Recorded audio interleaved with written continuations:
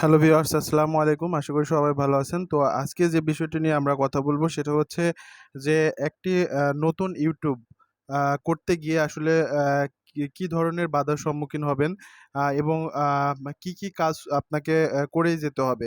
সেটা হচ্ছে দেখেন ভিউয়ার্স, আমি কিন্তু অলরেডি ৪ ডেজ মানে আমি ৪ দিন আগে কিন্তু একটি নতুন Facebook পেজ আ বিষয়ে একটি ভিডিও তৈরি করছিলাম। দেখতে পাচ্ছেন যে 4 ডেজ অ্যাগো।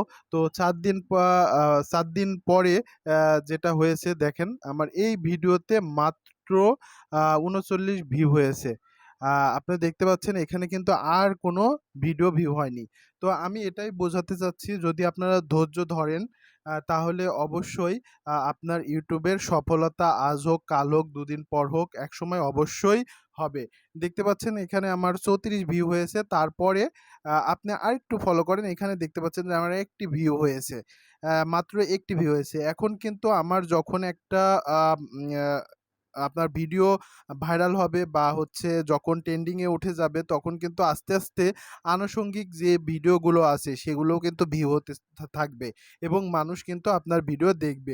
যে ভিউ হয়েছে, এই ভিউয়ে কিন্তু আপনার অলরেডি কিন্তু ২ টা কিন্তু সাবস্ক্রাইবার হয়ে গেছে এবং আমার কিন্তু ৬ টা ভিডিও কিন্তু আমি অলরেডি আমার টি শাইন টেকনোলজিতে কিন্তু ছেড়েছি।